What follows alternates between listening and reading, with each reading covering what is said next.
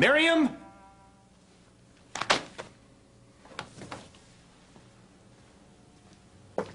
Miriam, come down here right now.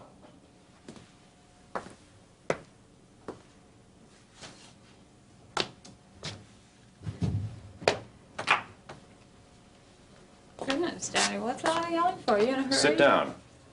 You could at least say good morning. I said sit down. All right. Okay, I'm sitting. Where did you go last night? What do you mean? After work? I don't know. I suppose I went out to dinner or something. Why? And where did you have dinner? Come on, Daddy. I just got up. I can't remember anything this early. Oh, Daddy. Now, Daddy, please. You had the audacity to try and manipulate my relationship with Nancy. How could you even think of interfering? Daddy, I can explain everything. I really can. You should have thought of that last night. I came into your room to try to wake you up, and you were dead to the world. That's just because I'm such a heavy sleeper. And you thought I wouldn't care as long as you got what you wanted. Is that it? I've given you a lot, Miriam. But my handouts are finished. Daddy! Oh, come on, Father. Wait, what are you going to do? Don't leave now. Don't bother coming to the office today. Do you understand that? Don't bother coming in today, tomorrow, or any other day. What? You're fired, Miriam. Have you got that? Your services are no longer needed at the office. Daddy. Oh, come on, Daddy. You don't mean that. You couldn't.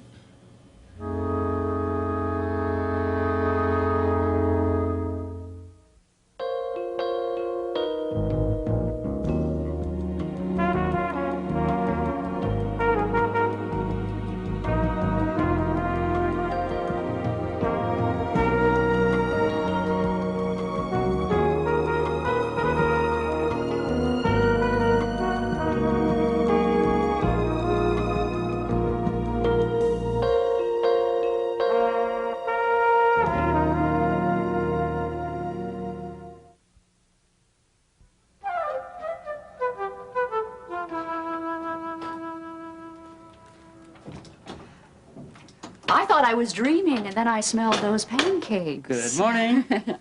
Well, where did you learn how to cook those? Well, Lori taught me.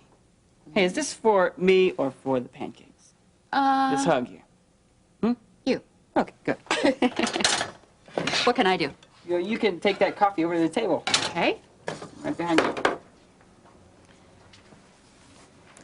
You know, I'm thinking maybe coming home early tonight.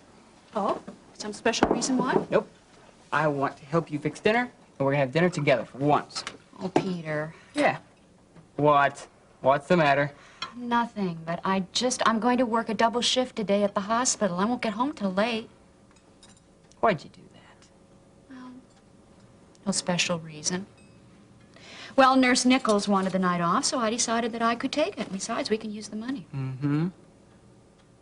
You're scared, aren't you? Scared? Mm-hmm. Scared of what? Scared of the caller and those calls. That's why you don't want to be in the house. I'm not scared. I'm fine. Well, then, Then why didn't you tell me about the calls, Mom? Instead, I come in, and here's Ben and Lori on the phone to the police, trying to calm you down. Because I didn't want to worry you, Peter. Besides, I didn't take it seriously until last night. I thought they were just prank calls, that's all. They upset you, didn't they? Well... See? Now, you invited Lori over because you didn't think I'd be able to take care of you. No, Peter, that's not it at all. You weren't home. Mom, don't keep secrets from me. Now, I'm the man of this house now, right? Right? Okay. Now, how am I going to take care of you if you don't trust me? All right, Peter. I hear you. And it's very sweet of you, really. But everybody wants to protect me, and there's nothing to protect. I'm fine, okay? Okay. So, I guess I'll go to work tonight. Go by and see Vicky. Vicky? Oh, go by and see Gene at his office. I got some stuff to pick up there.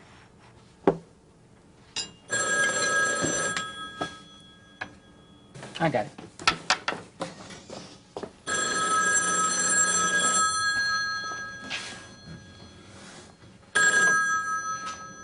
Hello? It's okay, it's Gordy. Yeah. What's up? Oh, Reverend Cruz, I was just getting some coffee ready for you. Thanks, Come in. Liz. Can I take your coat? Please. Oh. I guess you're wondering why I asked you to stop on by. Well, the thought has crossed my mind, yes. Well, please sit down. I've been a little puzzled about something, and I've just been looking for the right time to talk to you about it. It's about Scott's death, right? How did you know? Death isn't an easy thing to accept. When it hits, we all feel it, Liz. Even preachers. Well, I guess I don't have to feel so bad about asking you to stop by then. Not at all. Well, Reverend, Terry helped me through the most difficult time in my life, and now the tables are turned, and it's my turn to comfort her. I know that all things work together for good for those who love God, but it just doesn't make it any easier now. Well, understanding death is seldom easy when it happens to loved ones, and that's why it hurts. Even Jesus agonized over death. What we have to realize in this case is who's hurting? Scott? No, it's us. Well, you're right. Scott is with the Lord. Liz, we have to face reality head on. Understanding that life consists of those real good things like Jeff being healed, and then there's... The bad things like Scott's death. That's right. But we must also accept the sovereignty of God. The sovereignty of God, meaning? Meaning that God reigns. Meaning that God is in control. Nothing ever takes God by surprise. Well, then you're saying that, well, God knew that Scott was going to die. Mm-hmm. I noticed you had your Bible open there too, Isaiah. Let's take a look at one of those verses. Isaiah, the 57th chapter, the first verse. The righteous perish, and no man lays it to heart. And merciful men are taken away, none considering that the righteous is taken away from the evil to come. Remember the story about Joseph and his brothers? Mm-hmm.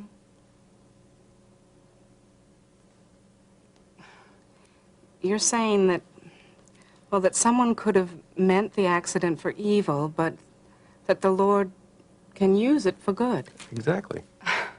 I never thought about that. You really think something good's going to come out of this? Let's look at it this way. Whatever it is that brings us closer to God is good. I'm reminded of a couple of more verses. Can we get to Isaiah, the 55th chapter there? Okay. Starting at the 8th verse. For my thoughts are not your thoughts, neither are your ways my ways. For as the heavens are higher than the earth, So are my ways higher than your ways, and my thoughts than your thoughts.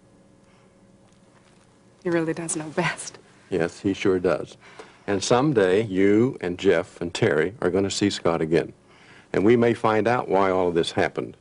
But in the meantime, let's trust God to know that what he has allowed to happen is working for good.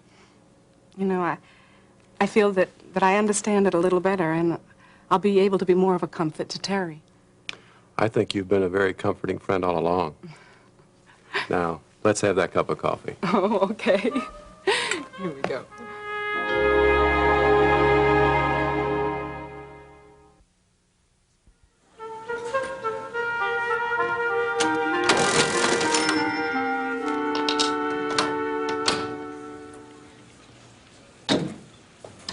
Excuse me, ma'am, but could I borrow the business section there for a few minutes? Oh, sure, Doctor. Just a minute.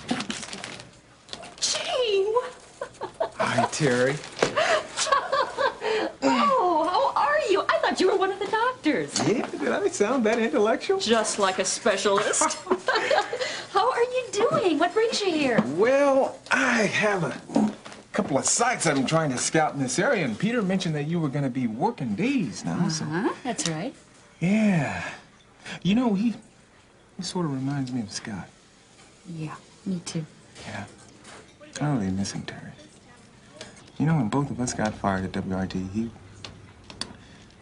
offered to help me make ends meet, and I wondered about him sometimes, you know. He's always talking about God, and gosh, he was really serious.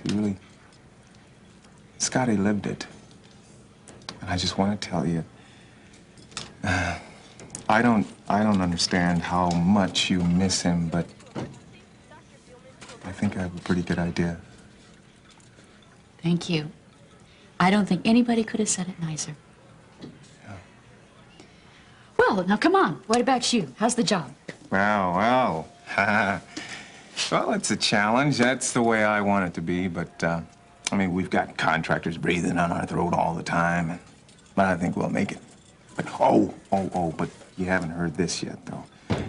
Mom, Jimmy, and I are gonna be moving. Moving? Really? When? Well, in about a month. Mom wants to move back to the old neighborhood. Oh, you're going back. Mm-hmm. Yeah, we debated back and forth for a while. I thought Scotty told you about that. No, he never did.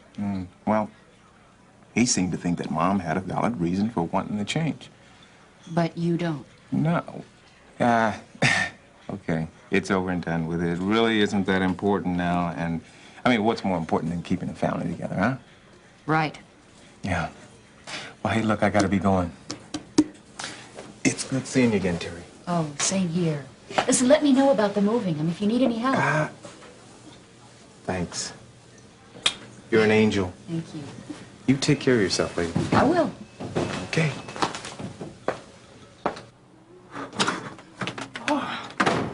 Oh, I got some mail back. You got a letter here. Oh, good. Thank you. Hey, how's a little work of art there coming, huh? Wunderbar, yeah? Yeah, very nice. What's in the letter? Nothing important. Just the library telling me that I owe them a book from last semester. Can you do me a favor and return it for me? Yeah, why? You going to class tomorrow, aren't you? Actually, I thought I'd take another day off. Just, just to make sure. Oh, okay. It's your bod.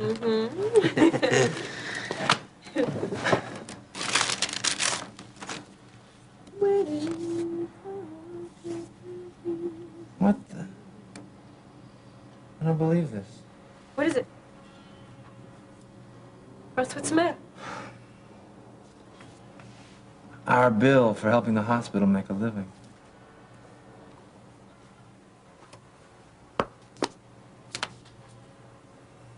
$1,200? That's absurd. I only went in for... They couldn't mean that. Oh, yes, they could.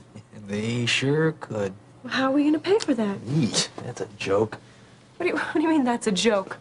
I mean that you're gonna have to make up classes. You're not gonna have time for anything else. That's what I mean. It's great. It's great. It's great. I get a bill for a baby I never... Russ. Why? Look, I can help out. Whether you like it or not, I want to start singing again, Beck, so... we have already been through that, so why bring it up again? Because it was never resolved, that's why. You've got school, Beck. I like how you assume that I want to make up classes, Russ. Oh, why? What's the matter with that? Well... I mean, even if you do start singing again, and it won't be much, and we'll still have the bill, don't tell me that you really want to... You really planning to go back to singing with Summer again after what's happened? What do you mean, am I planning? Russ, that's where my dream is. That's what I love. Come on, you know that. No. No, Beck. Please, no. No rehearsals. It's kind of funny, Russ, because, I already went to one. Just the other day.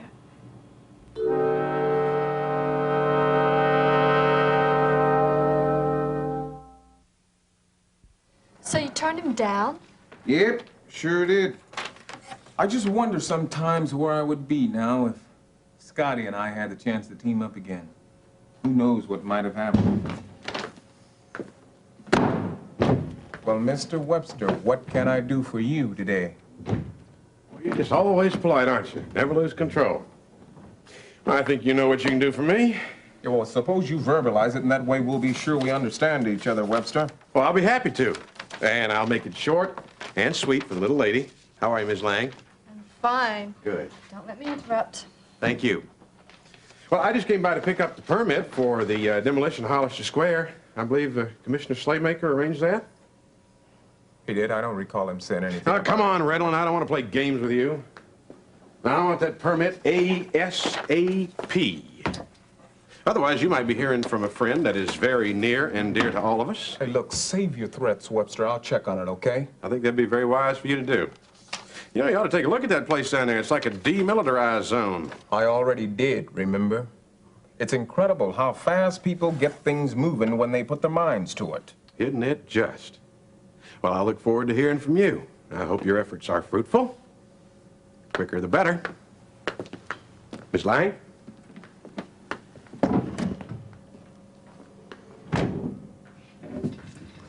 What's he out for? Blood? Try profits, Vicky, and you'll be getting warm. Wait a minute. Isn't Hollister Square still under investigation for traces of arson? Would have been, but that's been sort of called off. Called off? By whom? By the county commissioner himself. You see, Slaymaker seems to think that we've been pursuing this investigation without adequate evidence, thereby leading to harassments. Are you telling me that's why the investigation has been squashed? Yes, and I'll give you one good guess who's behind it all. Mm-hmm. You mean you're the one who owns the local chain of Catrix Beauty Supplies? Well, of course he does, Harold. I'm sure you know of the dent that Mr. Hanger's company's put in the competition. That's right. Now that you mention it, Catrix was in the business section last week, wasn't it? Look, Mr. Hanger, what do you think of our plans here for Hollister Mall? Real ambitious, we admit, but then what would the world of business be like without a little ambition? See, right over here, we got Daddy? this store. Daddy, I want to talk to you right this instant. Miriam, what? Excuse Now, me, gentlemen. don't turn your back on me. My goodness, you didn't have any problem looking me straight in the eye this morning, Hey, look, did why you? don't we take these projections? We can move right over here and talk, Mr. Hanger. Wait, Just stay step away right from me, over both of here. you. I mean, I am here to talk to Daddy right now. Miriam, we are holding a business meeting here. Your typical family squabble. She's a little high-strung, you understand? Now, You know listen, the type. calm down. I will not calm down until you explain me. Daddy, I don't Why don't we just understand move what over here? Look, her mom left her a while back, and she's never been the same since. I don't know what the meaning of all this is about, Daddy, but I come in here and I'm ready and willing to work, and all of a sudden I see this other lady out there. She's sitting at my desk. Do you realize how cruel that is? I am going to ask you one more time to lower your voice. I will not lower my voice. Do you hear me? I want all talk as loudly as I want Miriam, to. now get a hold of yourself. You're hysterical. Now, we're conducting a business meeting here. Now, when I told you that you were fired, I meant it. And no, you cannot have your job back. What do you mean I can't have my job back? Daddy, I don't believe this. I mean, you didn't even give me a second chance or anything, and there, you've replaced me. Miriam, that's enough. No, it's not. It's not enough. We will talk. We can't, because you can't force me out of a Ms. Mason, job. would you just shut up? Charles, we lost him. I mean, he was ready to think about it, but he just gave up. I'm sorry. Get out of my office. Daddy, oh, Daddy. Get out!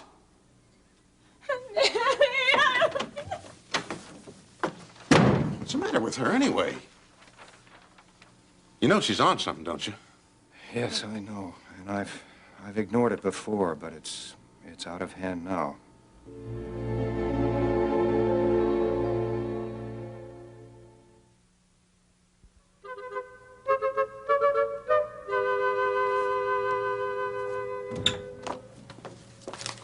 What's this? The detailed reports on the Unifax revisions you asked me for. What do you do? Dream about construction sites every night? I guess I just have a knack for shortcuts. Ah, I guess so. Oh, hey, Peter, how's it going? Hey, Peter. Hi, Vicky. Hi, Vicky. Yeah, how's everything at the old P&D? What, somebody tell a joke? No, Peter. Vicky, can you excuse us, please? Sure, Gene. Sure, Gene. Hey, Gene, I came by to pick up something, and, thought I'd come by as soon as I could to get to it. Let me get it. What's that? Permission to ask her out. What was that again? Building permit number 77 for the new condominium site. Oh, what did I say I was going to do with that? God, hey, Vicky, have you seen that new building permit number 77 for that new condominium? No, didn't you say you were going to talk to Prescott about that? Yeah, that's right. Prescott said that he didn't need that permit for another 3 weeks, Peter. Peter, Prescott said he didn't need the permit for another 3 weeks. Oh, I can just come back for later. Oh, well, now that we're at it, no big deal. I can check on it. So, oh, wait a minute. I forgot. I've got a meeting this afternoon. Vicki, are you doing anything pressing this afternoon? Or? No, I don't think there's much more than routine filing. Well, I was wondering, could you possibly check on that new condominium for me? Sure, no problem. Where did you say it was located? Well, It's between Birdneck Boulevard and Court and Taylor Street. I can show it to you. I can even take you there if you want me to. I think that'd be a good idea. Yeah. Well, I guess I'll see you two a little later on this afternoon. Yeah, well, Bye, Gene. We'll be seeing you. All right. Okay. I wish I had thought of that myself. You couldn't. Yeah.